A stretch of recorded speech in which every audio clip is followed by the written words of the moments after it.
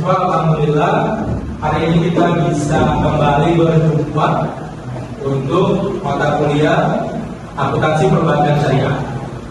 Kali ini kita akan menginjak ke pertemuan yang kedua, ya.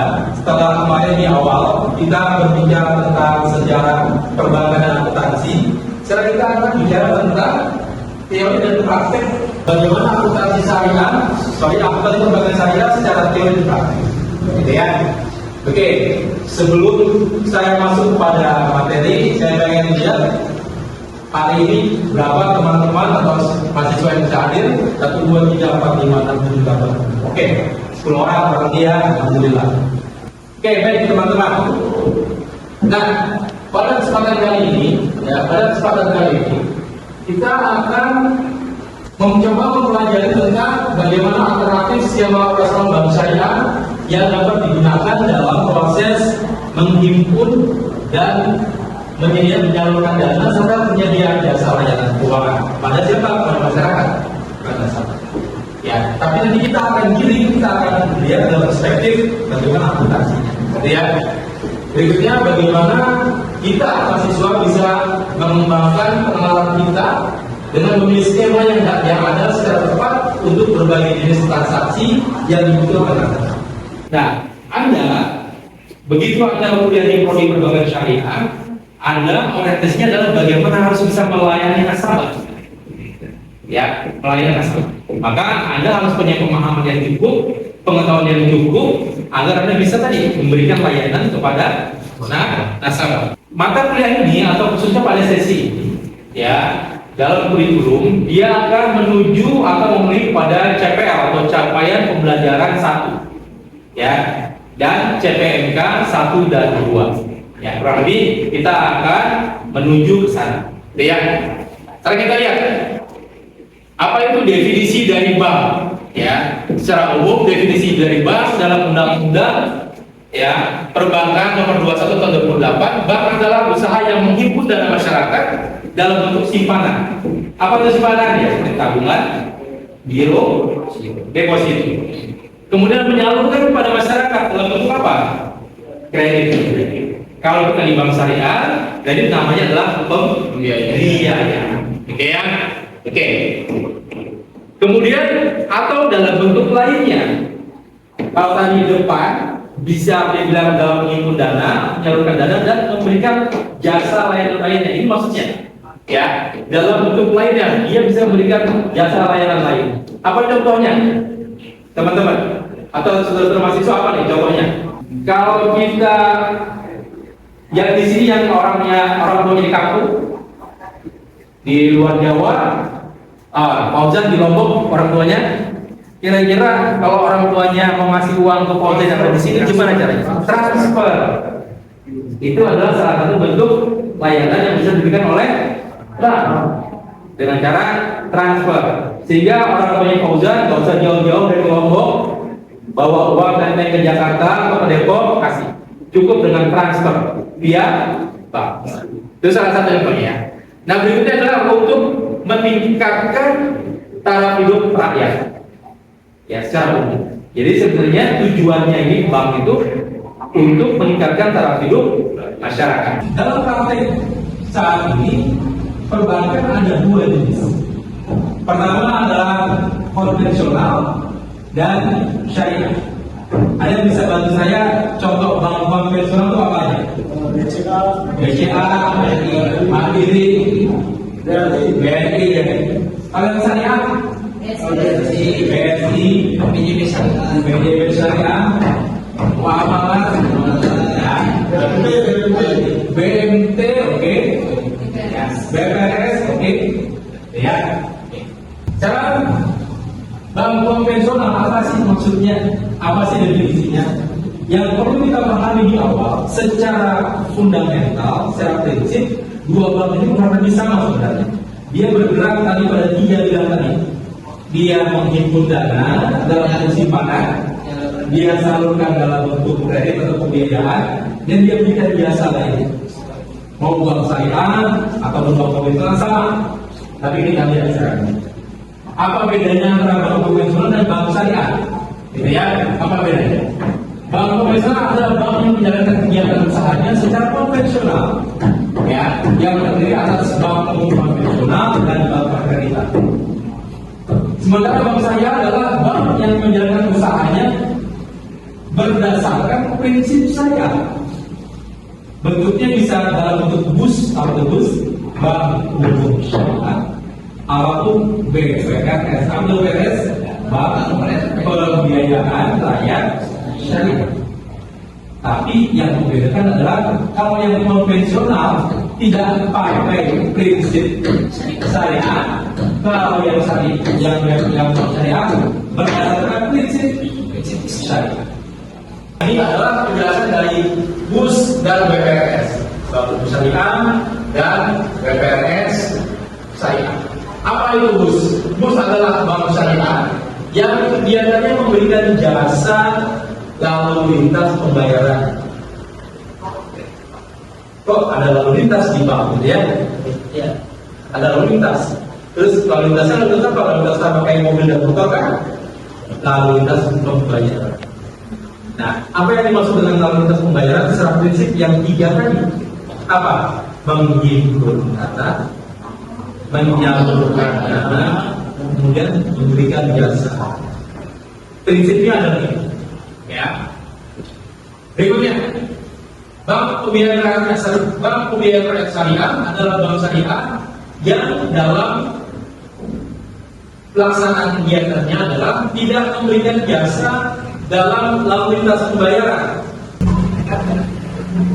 Apa kira-kira yang tidak diberikan oleh BPRS dalam lalu lintas pembayaran? Tidak ada unsur ibadah. Nah, bukan itu. Kita berpegang pada tiga tadi, pada penghimpunan dana, penyaluran dana, sama jasa lainnya tadi. Tadi kalau kita contohkan jasa lainnya dalam bentuk apa? Transfer. Nah, salah satu keunikan ya dari BPRS adalah dia tidak bisa memberikan jasa yang tadi itu. Salah satunya tidak bisa melakukan transaksi transfer. Itulah tadi dia bilang dia tidak memberikan jasa dalam fasilitas pembayaran. Jadi dia hanya bisa menyimpan, menyalurkan kredit atau biaya. Sampai sini bisa dipahami teman-teman, saudara-saudara sekalian? Ada yang mau tanya? Silakan. Yang mau tanya silakan. Oke. Pak, apakah bank syariah itu murni syariah atau masih ada praktek yang yang tidak syariah, gitu ya? Oke, begini teman-teman. Secara prinsip, bank syariah diatur oleh undang-undang bahwa tadi dia harus sesuai dengan prinsip syariah. Oke, dia sesuai dengan prinsip syariah. Bagaimana bank syariah bisa patuh pada prinsip syariah? Maka ada fatwa. Fatwa dari siapa? Fatwa dari MUI ada lagi namanya yang bertanggung jawab siapa yang mendapat fatwanya? DSN, Dewan Syariah Nasional. Itulah yang menjadi acuan atau pijakan bank syariah dalam melakukan kegiatan operasional. Maka secara fundamental atau secara konseptual, bank syariah nggak boleh lepas dari prinsip dari fatwa itu. Oke, namun demikian dalam prakteknya apakah iya Pak seluruhnya 100%? Nah, dalam praktek di lapangan tentu ada praktek yang sudah sesuai, ada yang belum. Namun demikian apakah kita bisa justifikasi? Oh, ternyata itu pondok saja? Enggak juga. Dalam perjalanan tentu sesuatu hal ada yang lebih, ada yang kurang. Ada yang positif, ada yang negatif, gitu kan? Nah, yang sudah lebih, yang sudah positif, itu harus kita jaga. Bangsa harus pertahankan. Yang masih kurang, tentu sambil berjalan pelan-pelan menuju ke sana. Gitu aja kurang lebih. Nah, dalam bank syariah, ya ada juga ternyata namanya UUS. Siapa lagi itu si UUS? Ya, apakah itu teman kita si UUS? Ya, ternyata UUS adalah unit usaha syariah. UUS adalah unit usaha syariah. Apa itu unit usaha syariah? Dia adalah unit kerja dari kantor pusat bank umum, ya, bank konvensional kantor pusatnya yang berfungsi sebagai kantor induk dari kantor atau unit yang melaksanakan kegiatan usaha berdasarkan prinsip syariah. Jadi sebenarnya seperti ini. Kalau bank, jangan bank BCA, tapi bank BCA itu sudah ada. Contoh misalkan bank dulu sebelum menjadi BSN, bank BTN Syariah, ingat? Sekarang sudah menjadi bank BSN, ya, bank Syariah Nasional. Dulu BTN Syariah itu dia statusnya adalah UUS, unit usaha syariah, unit usaha. Kenapa? Karena dia bentuknya belum bank umum syariah. Dia adalah bagian unit kerja dari bank BTN konvensional. Tapi dia hanya khusus beroperasi untuk menggunakan prinsip syariah. Itu yang disebut dengan unit usaha syariah. Oke? Paham ya sini ya? Terus di mana dia berkantornya, Pak? Biasanya kalau yang UUS ini kantornya dia nempel dalam bank BTN Syariah, bank BTN konvensional. Contoh seperti misalnya di Depok di Margonda sana ada bank BTN. Ya, pada saat dia masih urus BTN Syariah di kantornya BTN tersebut, dia bisa buka counter. Dia ada counter yang menyatakan bahwa ini adalah BTN Syariah, menerima layanan syariah. Bisa diikuti sampai sini? Paham ya? Oke, ini tadi prinsip syariah yang seperti ini adalah prinsip yang diterbitkan dikeluarkan oleh Fatwa DSN, Dewan Syariah Nasional Majelis Ulama Indonesia. Oke ya. Saya kira untuk fatwa ini sudah kita pelajari di mata kuliah fikih. Ya, sebelum kita mengambil mata kuliah aplikasi perbankan syariah, Anda sudah belajar di mata kuliah fikih muamalah. Ya, fatwa-fatwa sudah disinggung di sana. Sekarang saya ingin loncat sedikit ke sistem ini. Sistem operasional bank syariah. Ini sebenarnya adalah menjelaskan yang tiga tadi. Ya, kalau kita bicara tentang perbankan, bank maupun investor atau syariah, maka sebenarnya ruh kegiatannya ada di sini. Ruh kegiatan bank itu ada di sini. Kalau kita bagi dua seperti ini, ya maaf. Kalau saya berada di sini, ada sisi kanan dan sisi kiri. Oke, sisi kanan kita anggap sebagai inflow, ya sebagai arus masuk. Sisi kiri saya sebagai outflow, arus keluar. Karena kita pakai logika ini. Kalau bank, ya di tengah-tengah, inflow-nya dari mana? Kita bicara dana. Kita bicara dana atau uang. Bank inflow-nya dari mana? Nasabah dalam bentuk uang dana. Sekarang uang tersebut bisa diambil bank dari nasabah melalui apa produknya? Macam-macam. Tadi yang 3 poin di depan awal tadi. Penghimpunan dana atau simpanan. Bentuknya apa? Deposito, giro, tabung. 3. Berarti inflow-nya adalah produksi pangan dengan menggunakan 3 produk tadi. Giro, deposito, tabung. Oke? Uangnya masuk ke bank. Kemudian outflow-nya bank salurkan dalam bentuk apa tadi? Penyaluran dana atau kredit atau pembiayaan. Oke. Bisa buat apa nih penyaluran dananya? Ada yang bisa bantu? Buat bisa investasi bisa. Buat apa lagi? Modal bisa. Ya, bekerja bisa. Buat apa lagi? Konsumsi bisa. Oke, jadi kredit yang diberikan kepada masyarakat bisa digunakan untuk investasi bisa, modal kerja bisa, konsumsi bisa. Itulah yang dilakukan oleh bank secara umum, konvensional maupun syariah. Di samping tadi ada jasa lainnya. Apa jasa lainnya? Salah satunya tadi transfer. Berikutnya ada di safe deposit bonds. Berikutnya apa lagi? Ada dia tadi SKM, pernah dengar SKM? Atau clearing, pernah dengar clearing? Pernah. Ada RTGS, ya. Nah, secara prinsip tiga kegiatan tadi dilakukan oleh konvensional dan syariah. Ada yang membedakan adalah pada bank syariah, waktu dia mengimpun dana, dalam bentuk giro tabungan dan deposito. Karena dia syariah, maka harus ada akad syariah yang menjadi acuan dia pada prinsip syariah. Ya. Begitu juga dalam penyaluran dananya dalam pembiayaan tadi.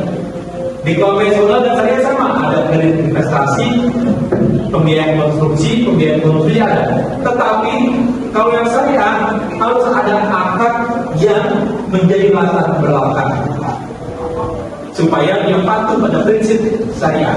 Sekarang pertanyaannya, ada yang bisa bantu saya akad apa saja yang biasa digunakan oleh bank syariah? Ya. Mudarabah, musyarakah, murabahah, ijabah, wadiah, murabahah, istisna, salam, hawalah, kafalah, rahan, syarf, qad, banyak sekali. Ya, dan kita katakan pada sisi penghimpunan dana, akad yang biasa digunakan biasanya dua jenis. Apa? Mudharabah dan wadiah. Ya, mudharabah dan wadiah. Sekarang di sisi penyaluran dana miliar, akad yang biasa digunakan apa?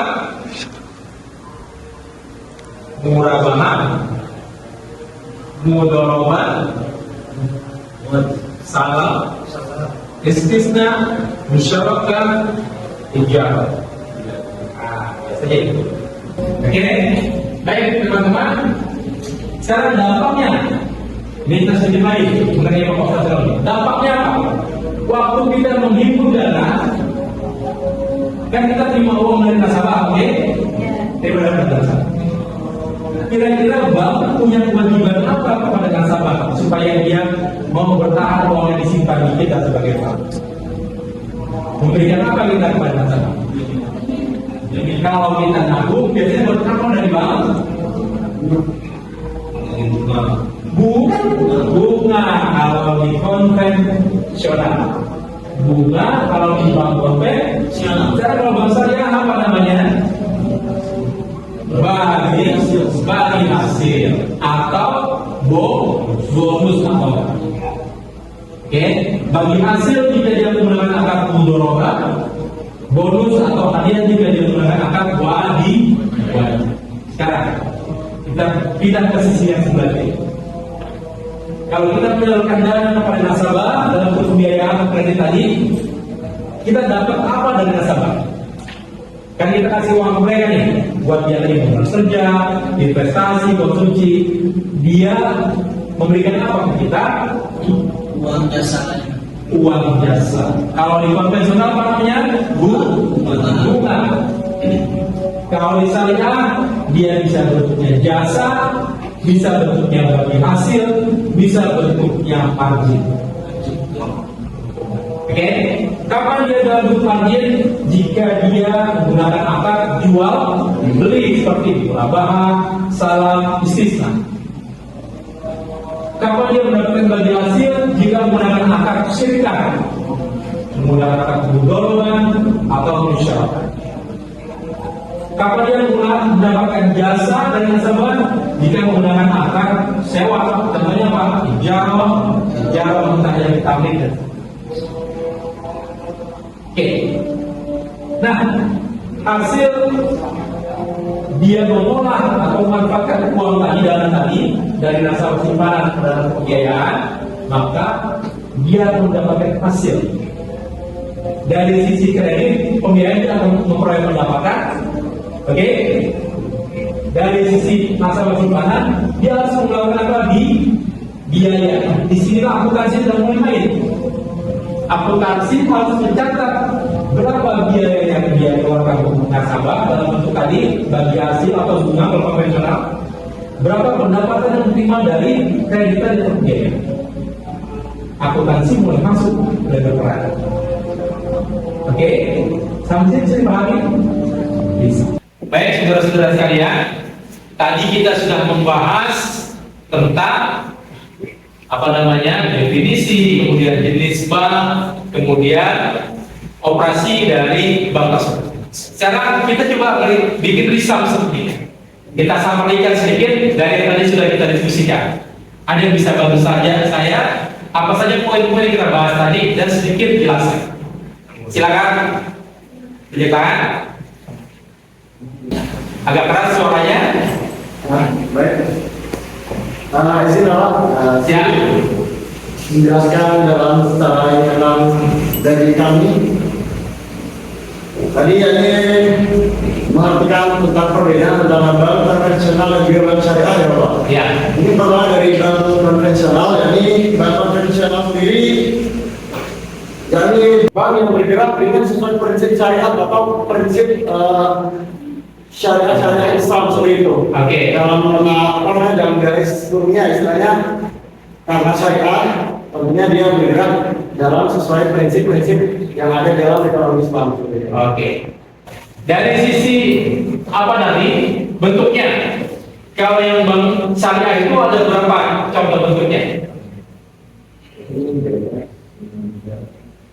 Ya. Bentuknya ada bank umum syariah atau BUS, terus ada BPS, ada BUS. Oke, walaupun saat ini kalau kita mencari BUS itu agak sedikit sulit, ya agak sedikit sulit mencari BUS karena sudah berubah menjadi BUS semua, ya. Oke, ada tiga ya, jadi ada bank umum syariah, BPS syariah, ada BUS. Ingat yang membedakan BUS itu dia ada di mana? Dia nempel ke siapa BUS? Bank konvensional. Oke. Sekarang ada yang ingat dari sisi operasinya dia. Ingat tadi yang saya berdiri di tengah, yang kanan dan kiri. Ada yang bisa jelaskan? Simpulkan tadi. Boleh Pak? Ya. Jadi saya merasa menghindari dari perbuatan-perbuatan yang mengandung unsur riba Pak.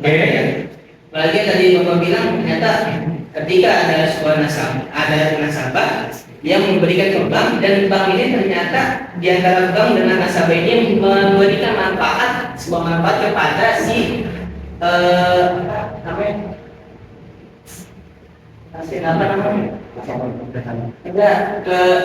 nasabah lain yang membutuhkan gitu Pak. Maka dari itu saya merasa ini suatu yang bagus gitu Pak buat kita, terutama edukasi ke masyarakat bahwa ayo sama-sama kita perkembangkan ini bank syariah, jangan sampai konvensional ini lebih maju gitu. Oke. Yang disampaikan oleh Ali tadi simpulan besarnya bahwa bank syariah harusnya bisa memberikan maslahat yang lebih bagus buat masyarakat. Sekarang saya pancing lagi. Ingat yang tadi saya berdiri di tengah sini, yang dari sisi kanan aktivitasnya bank apa, dan sisi sebelah kiri aktivitasnya apa? Ada yang bisa simpulkan? Dari sebelah kanan tadi Nasabah inflow apa kegiatannya? Inflow uang menghimpun dalam bentuk uang. Produknya apa? Ada investasi, tadi depo, giro, tabungan. Dari sisi outflow-nya menyalurkan produknya apa? Kredit. Untuk apa biasanya? Bisa pakai apa? Konsumsi. Oke, akad yang bisa digunakan apa aja tadi akadnya? Musyarakah, mudharabah, salam, sejarah, sisa, jasa depannya. Oke, baik teman-teman atau saudara-saudara sekalian. Kita sudah belajar ya mengenai tadi prinsip operasional bank syariah. Nah, Sekarang sebagai penutup dari kelas hari ini, tugas untuk Anda untuk pertemuan minggu depan adalah satu, Anda mencari jurnal, ya, Anda mencari jurnal, ya, baik itu jurnal nasional maupun internasional, Anda cari jurnal. Prinsipnya jurnal ini berbicara tentang kegiatan operasional perbankan syariah. Bebas Anda mencari jurnal, judulnya apa, tapi substansinya adalah bagaimana operasional bank syariah. Setelah Anda cari, Anda baca, kemudian minggu depan kita akan diskusi dari resume jurnal Anda. Oke? Ya. Anda boleh buat dalam bentuk kelompok, misalkan berdua atau bertiga, misalkan cari satu jurnal sehingga ada beberapa jurnal. Oke? Ingat tugasnya adalah mencari jurnal. Ya. Jurnal ini nasional sama apa? Internasional. Nasional dan internasional. Ya. Oke, Anda baca, Anda resumkan atau Anda sarikan, kemudian kita diskusi minggu depan. Baik. Cukup sampai di sini? Ada pertanyaan lagi? Bisa dipahami? Baik. Baik, saudara-saudara sekalian, terima kasih atas pertemuan kita kali ini. Ya, mohon maaf jika selama kita kuliah tadi ada hal yang kurang berkenan. Ya, kita tutup dengan hamdalah. Alhamdulillah. Assalamualaikum warahmatullahi wabarakatuh. Waalaikumsalam.